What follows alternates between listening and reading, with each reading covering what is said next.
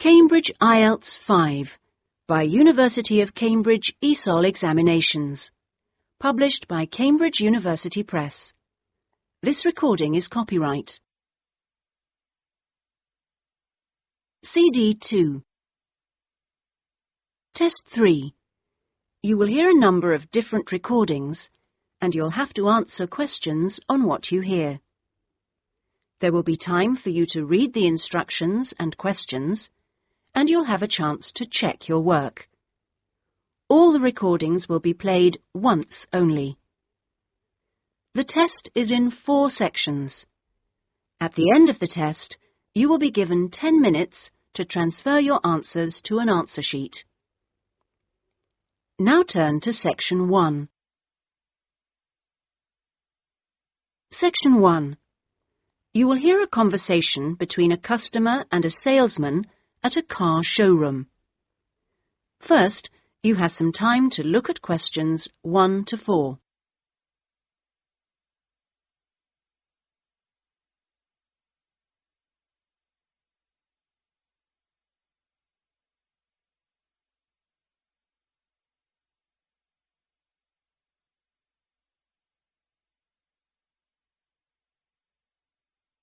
You will see that there is an example which has been done for you.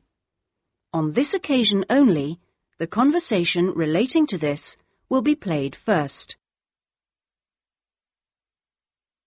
Good morning. Please take a seat. How can I help you? Well, I'm thinking of buying a new car and I'd like some advice. Sure, yes. Had you got any particular make in mind? I'm interested in a leader. I've had one before and liked it, but I haven't really made up my mind. The customer states that she is interested in a leader, so leader has been written in the space. Now we shall begin. You should answer the questions as you listen, because you will not hear the recording a second time. Listen carefully and answer questions 1 to 4. Good morning. Please take a seat. How can I help you? Well, I'm thinking of buying a new car and I'd like some advice. Sure, yes. Had you got any particular make in mind? I'm interested in a leader. I've had one before and liked it, but I haven't really made up my mind. Sure. We've got various models. Right. What about the engine size? Any ideas? The one I've got at the moment's a 1.2-litre engine, but I find it a bit slow on long journeys. I'd like a bit more power this time. A 1.4 should do. I don't think I need a 1.6 or anything. Right. Well, I think the model you're looking at is the Max. Here's a picture. Oh, yes. Have you got one in? Yes. I'll take you to have a look at it in a minute. I'll just get a few more details. Is there anything else to do with the engine? What kind of gear change do you want? I presume you want a manual. I'd want automatic. I've never driven a car with manual gears. Right. Well now, here's the colour chart for the Max. Have you given that any thought? This blue's very popular at the moment. Yes, it is nice. I like blue. What's it called? Royal? Yes. But actually, I think I prefer this lighter shade here. Sky. Yes, that's popular too. I think I'll go for that. You might have to wait a week or so for that colour, but I assume that'll be okay. Oh, yes, fine. Well, we can go outside and you can have a good look at one, and perhaps take it out. But first, can I just ask you about finance? The cash price is going to be somewhere in the region of 7,500. How would you like to pay? Are you in a position to pay cash, or would you need credit? I'd like credit, provided the terms are reasonable. Well, you can discuss that with my colleague in a moment. We have various arrangements. Would you be interested in us taking your present car as part exchange? Yes. OK, fine. So I'll just need some details from you and then we can do a valuation. Is that OK? Fine, yes. Before you hear the rest of the conversation, you have some time to look at questions 5 to 10.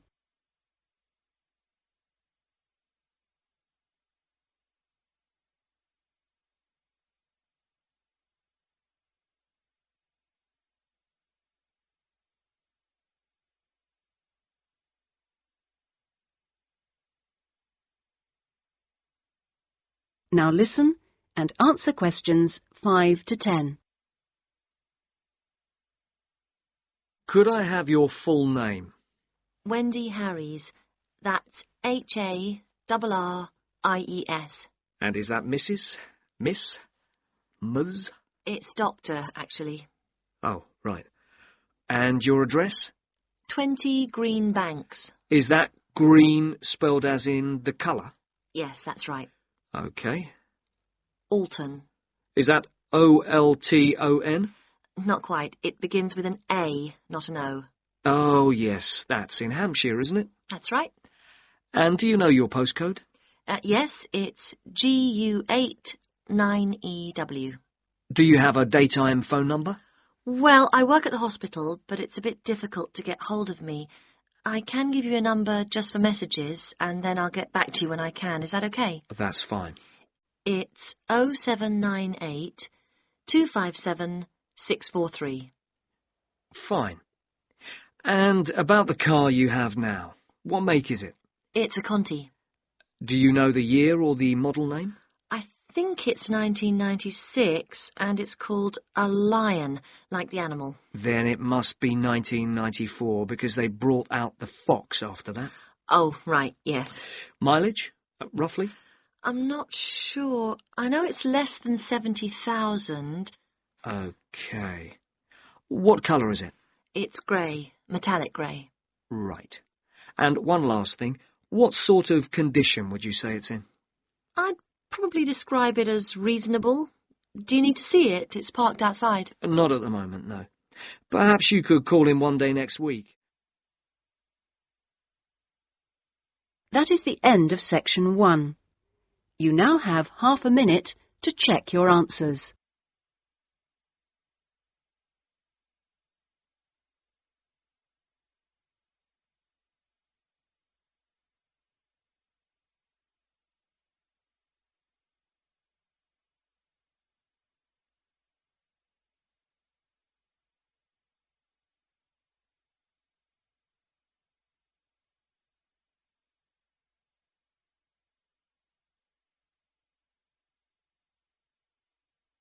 Now turn to Section 2. Section 2. You will hear an admissions officer from a UK university talking to a group of postgraduate students in a university abroad about applying for a place at his university. First, you have some time to look at questions 11 to 15.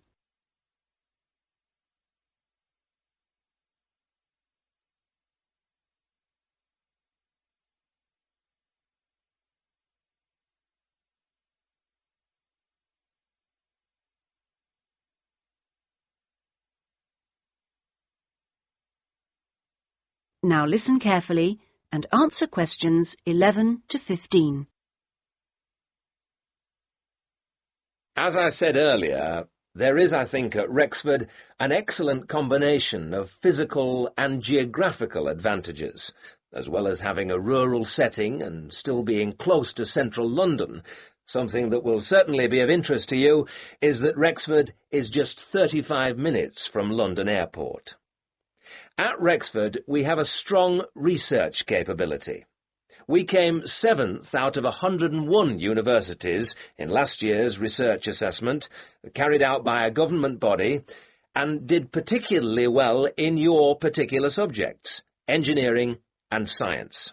Actually, we got a top research grade of 5 for engineering, geography and computer sciences.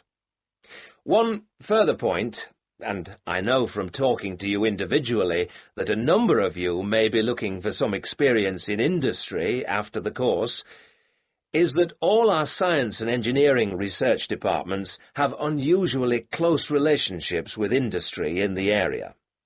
Anyway, that's enough sales talk from me. I'll just take a sip of this coffee that's just arrived, thank you, and then I'll say something about what actually happens when you apply. Right. Now, if you do decide to make an application, what you do is send it directly to me in my department. I will then immediately send confirmation and the application process begins. I'd like to say at this point that you shouldn't worry if this process doesn't work all that quickly. I mean, occasionally there are postal problems, but most often the hold-up is caused by references. The people you give as referees, shall we say, take their time to reply. Anyway, it's absolutely normal for this process to take 3 to 4 months. What I do in this period is keep in touch with you and reassure you that things are moving along. One of the ways we've devised to help you decide about applying, as well as later when you've been accepted, hopefully, is to put you in contact with, if possible, a student from your own country who is at present studying with us. What you can do is phone them up, we will of course liaise between you, and discuss your concerns with them. That way you can get an objective opinion of what you can expect if you come to live and study at Rexford. Not only the academic atmosphere, but important details like what the leisure facilities are like, and whether the English weather and food are really as awful as everybody says. No. If you decide you can face it, the contact can also help you just before you leave with tips on what to pack and that sort of thing. At the moment, I think we've got 2 second-year students and 1 postgraduate from this country. Before you hear the rest of the talk, you have some time to look at questions 16 to 20.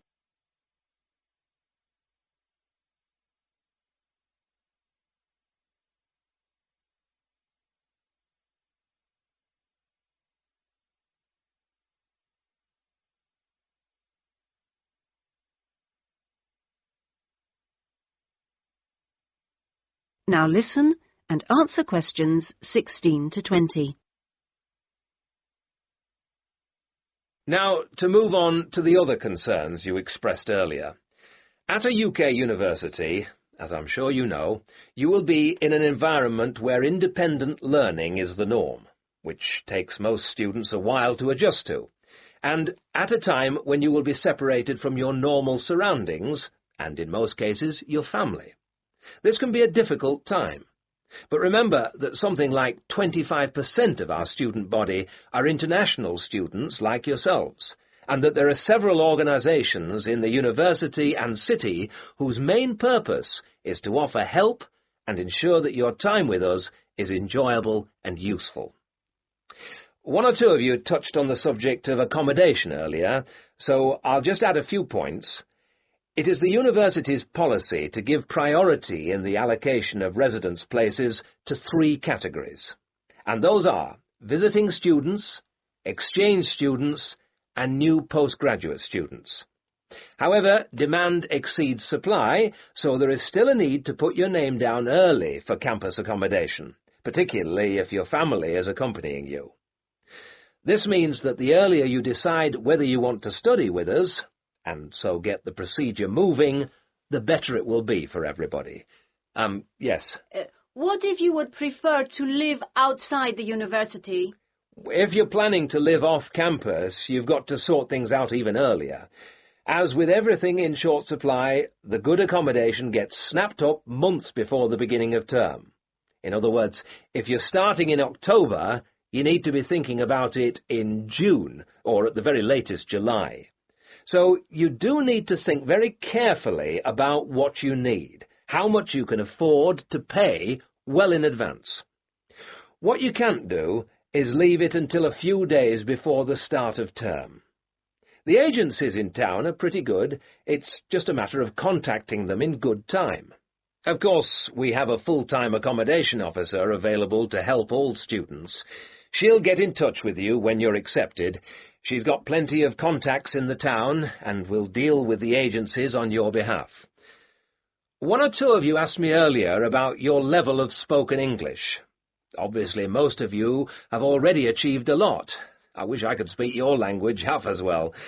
Having said that, though, I'm afraid the lecturers will make little or no allowance for the presence of non-native speakers in the audience.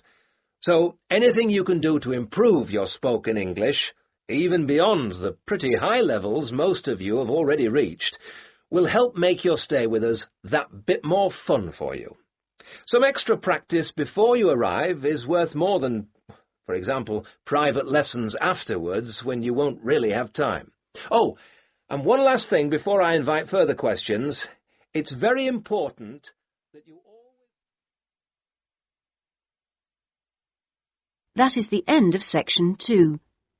You now have half a minute to check your answers.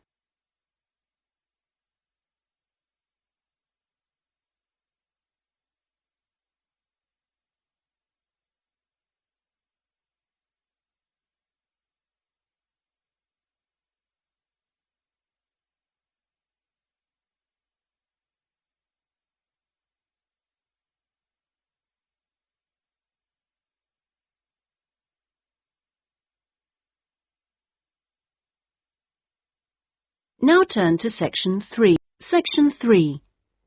You will hear two friends discussing a course they have just done. First, you have some time to look at questions 21 to 27.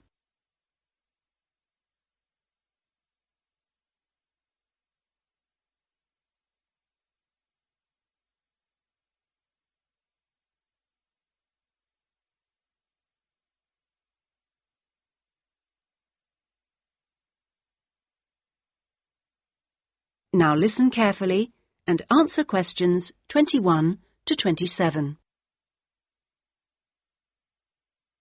Oh, Ben, I just remembered I never filled in that form for Nick. Ah. Did you do it? The course feedback form. Yes. If you want, we can do it together. I've got mine here. Is that okay? Yeah. Okay. Let's have a look then. What do we have to do? Let's fill in the top first. Let's see. Course code. It's communication in business. Okay. Communication in business. I do know that, but what's the code? CB16 something. CB162, isn't it? That's it. Okay. And dates. When did we start? I remember my birthday's on May 4th, and it was the day after. It must have been May 5th. Gosh, doesn't seem that long ago, does it? No. And we finish at the end of this week on Friday, so that's July 15th. 16th. Oh. Monday was the 12th. Yeah. Right, that was the easy bit. Now, let's have a look. Please give your comments on the following aspects of the course. Okay, what's the first one? Oh, course organisation. What do you think? Clear. It was, wasn't it? Yeah, I think the organisation was clear. Okay, anything else for course organisation? It was a good thing he gave us the course outline at the beginning in the first session. That was useful, so I'll put that down, shall I? Yeah. Now, going on to suggestions for improvement, one thing that wasn't so good, I think we could have done a bit more work at the beginning. I mean, at the beginning it seemed dead easy. Yeah. I thought it was going to be really easy, and then all of a sudden in the second half of the course, we got a whole load of work. Yeah. Reading to do and essays and things. Yeah, it'd be better if it was more even. Okay, now, course delivery. Does that mean teaching? Yeah, I suppose so. Well, what I thought was really good on this course was the standard of teaching. Actually, I mean, some of the teachers were better than others, but the standard generally was fine. Much better than other courses I've been on. Yeah, I agree. Let's put that then. Okay. What about suggestions for improvement? I didn't think it was all that wonderful when we had great, long group discussion sessions that went on for hours and hours. Right. I don't mean we shouldn't have group discussions, just that they shouldn't go on too long. Before you hear the rest of the discussion, you have some time to look at questions 28 to 30.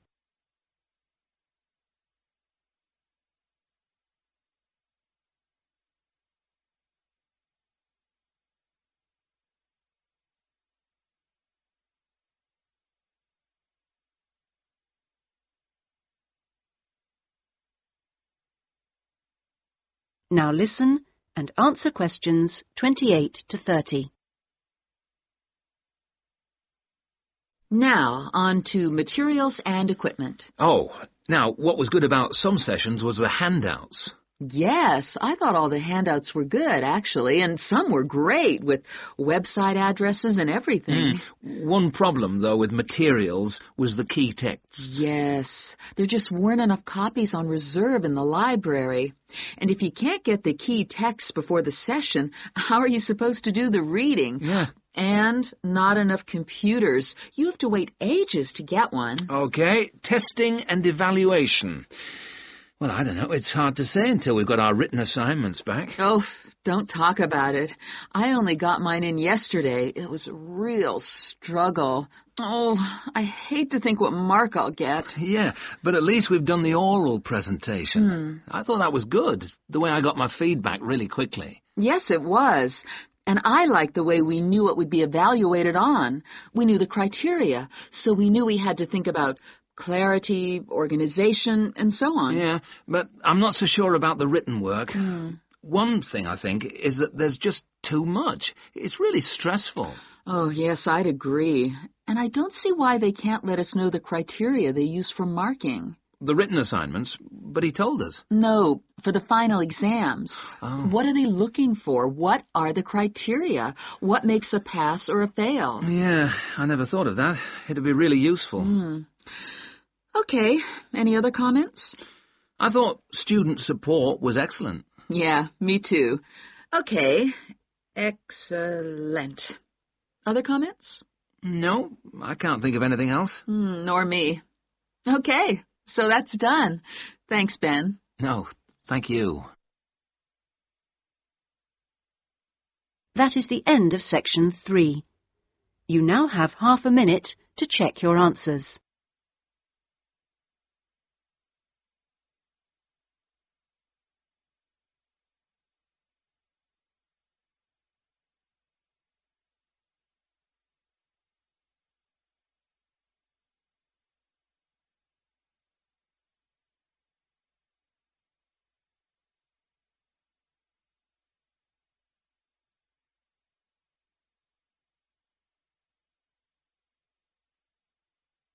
Now turn to section 4.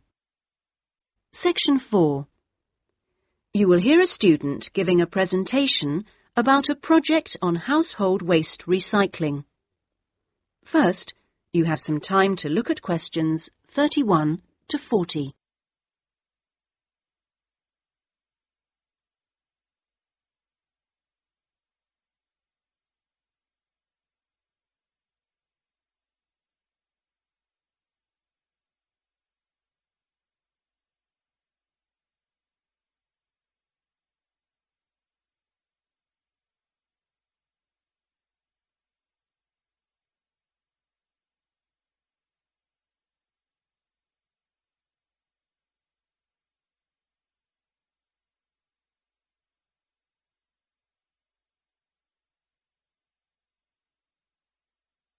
Now listen carefully and answer questions 31 to 40. Well, my group has been doing a project on how household waste is recycled in Britain. We were quite shocked to discover that only 9% of people here in the UK make an effort to recycle their household waste. This is a lower figure than in most other European countries, and needs to increase dramatically in the next few years if the government is going to meet its recycling targets. The agreed targets for the UK mean that by 2008 we must reduce our carbon dioxide emissions by 12.5% compared with 1990. And recycling can help to achieve that goal in two main ways. The production of recycled glass and paper uses much less energy than producing them from virgin materials, and also recycling reduces greenhouse gas emissions from landfill sites and incineration plants. As part of our project, we carried out a survey of people in the street, and the thing that came up over and over again is that people don't think it's easy enough to recycle their waste. One problem is that there aren't enough drop-off sites. That is, the places where the public are supposed to take their waste. We also discovered that waste that's collected from householders is taken to places called bring banks for sorting and baling into loads. One problem here is taking out everything that shouldn't have been placed in the recycling containers. People put all sorts of things into bottle banks, like plastic bags and even broken umbrellas. All this has to be removed by hand. Another difficulty is that toughened glass used for cooking doesn't fully melt at the temperature required for other glass, and so that also has to be picked out by hand. Glass is easy to recycle because it can be reused over and over again without becoming weaker. 2 million tons of glass is thrown away each year. That is 7 billion bottles and jars. But only 500,000 tons of that is collected and recycled.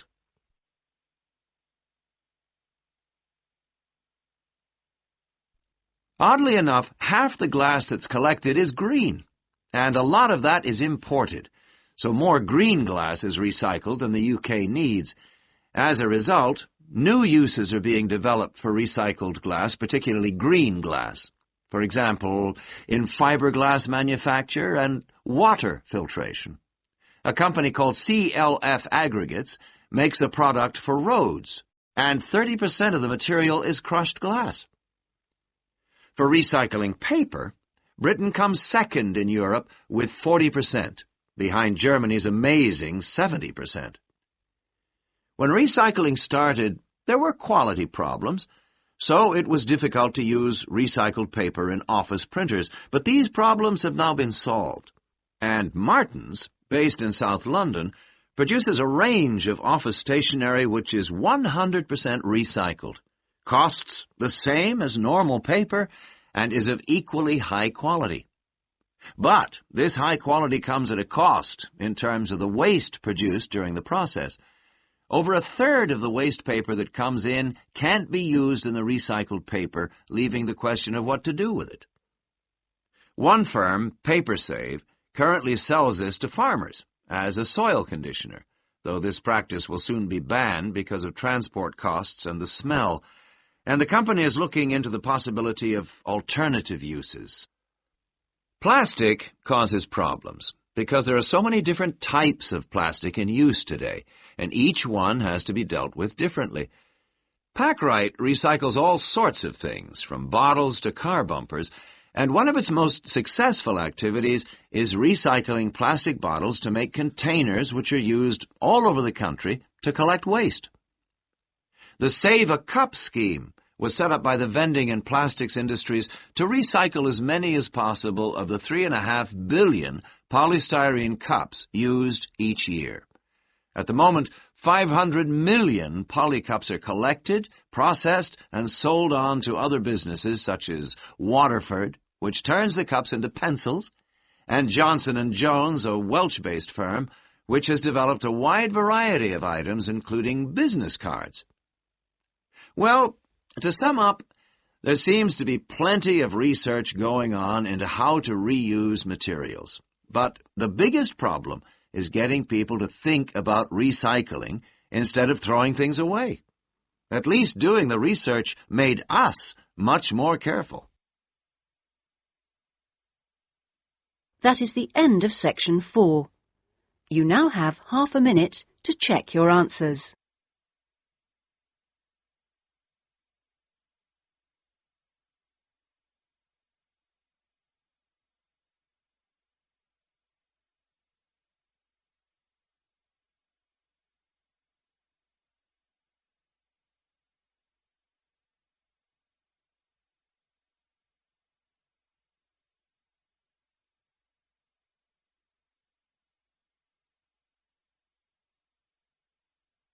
That is the end of the listening test.